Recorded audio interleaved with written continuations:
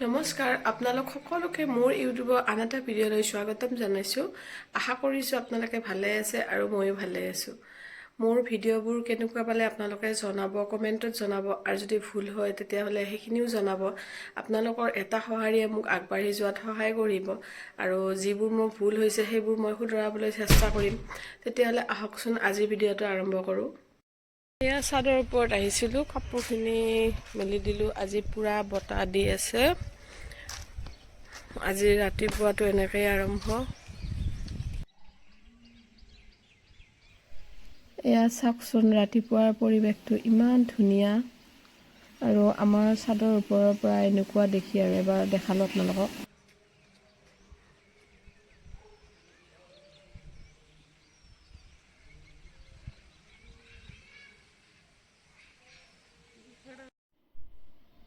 এয়া আজি মই বনাব লৈছোঁ জলকীয়াৰ আচাৰ।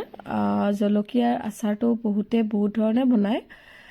মই কেনেকৈ বনাওঁ তাকে আপোনালোকক দেখাবলৈ চেষ্টা কৰিম। তেতিয়াহ'লে আহকচোন চাওঁ জলকীয়াৰ আচাৰ কেনেকৈ বনাওঁ মই। প্ৰথমতে জলকীয়াখিনিৰ নেথুবোৰ ছিঙি ধুই ৰ'দত দি তাৰপিছত পানীটো শুকোৱাৰ পিছত অকণমান ধুনীয়াকৈ মুচি লৈছোঁ। মুচি লোৱাৰ পিছত সেইখিনি ফালি দিছোঁ জলকীয়াটো। আৰু তাৰ পাছত মই এয়া চুলাত কেৰাহী দি দিলোঁ। কেৰাহীত প্ৰথমতে তেল দিছোঁ।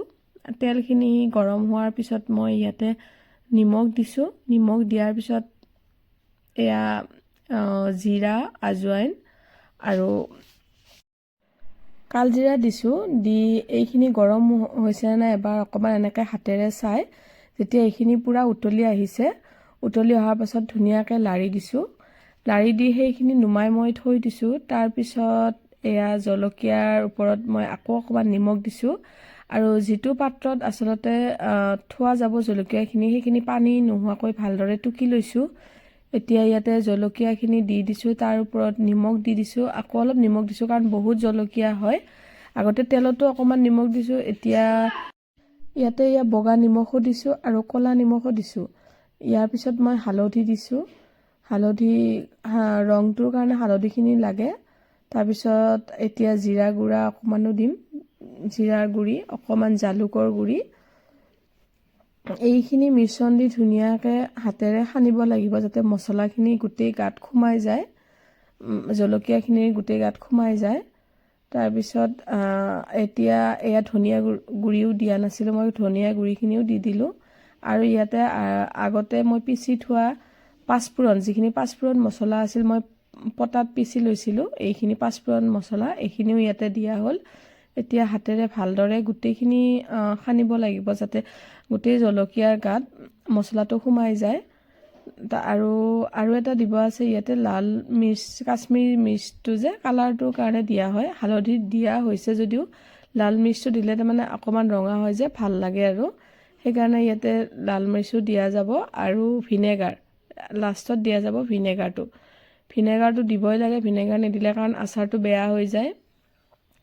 আৰু এইটো আমি ডাইৰেক্ট জুইত তেলত দি বনোৱা আচাৰ নহয়। আচলতে এই জলকীয়াখিনি গোটেই মছলা দি আগতে সানি লৈ পিছতহে ইয়াতে দিয়া যাব। এইটো ভিনেগাৰ দিছিলোঁ মই অন্নপূৰ্ণাৰ।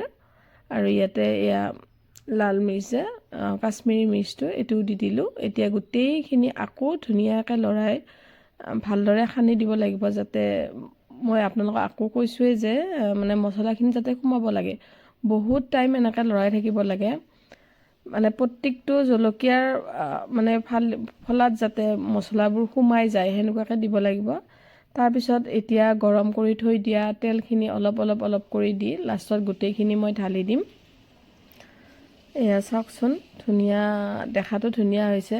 আৰু লগে খোৱা হয় যদিও কিন্তু ৰ'দত দি যিটো মানে মজি যায় আচলতে, তেতিয়াহ'লে খাই খুব মানে ভাল লাগে। মই আগতেও আৰু এবাৰ বনাইছিলোঁ, এতিয়া এয়া ছেকেণ্ড টাইম বনাইছোঁ। মানে বহুত ধুনীয়া এটা, আৰু গোন্ধটোও বৰ ধুনীয়া হৈছে মানে আচাৰৰ। এয়া গোটেইখিনি সনা হৈ গ'ল, এয়া আচাৰ হৈ গ'ল আমাৰ।